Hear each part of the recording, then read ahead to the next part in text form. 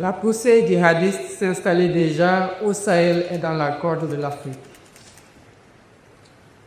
Elle recommandait dès lors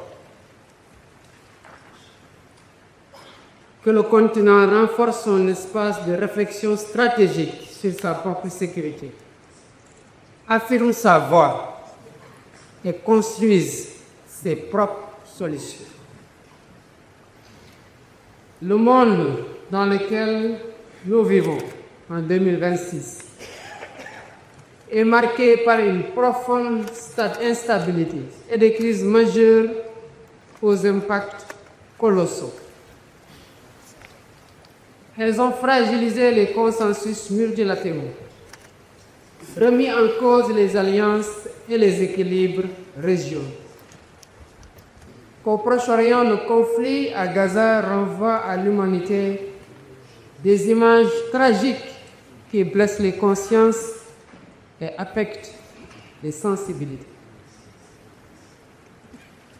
De plus, nous assistons depuis 2 ans à des fractures commerciales profondes entre grandes puissances, avec une volonté notoire de retour au protectionnisme économique et au repli sur soi sans précédent.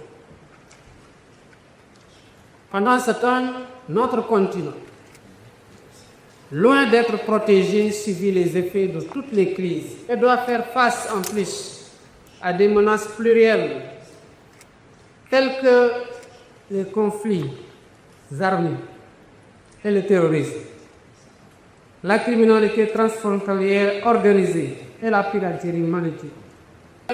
Mais entendons-nous bien, même avec une pleine souveraineté acquise, aucun pays, ni aucun continent ne peut triompher seul face à ces menaces sécuritaires. Toute solution efficace ne le sera que collectivement.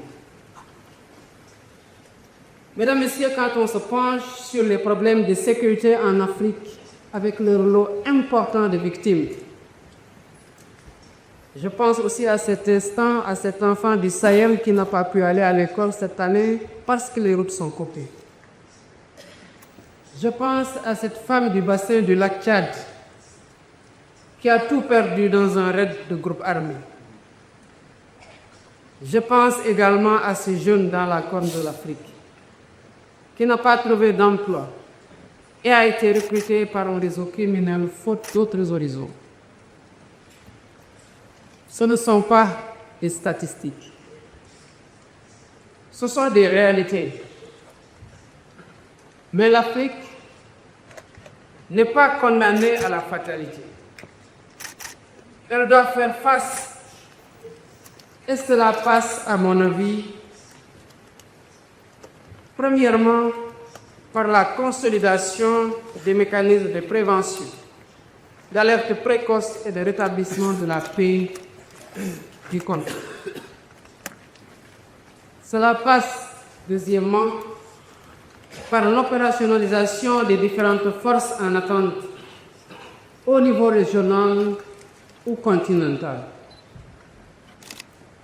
Ces entités doivent agir en complémentarité avec les forces onusiennes sur le continent, avec des mandats clairement définis, des financements plus stables, plus prévisibles et davantage maîtrisés par les États africains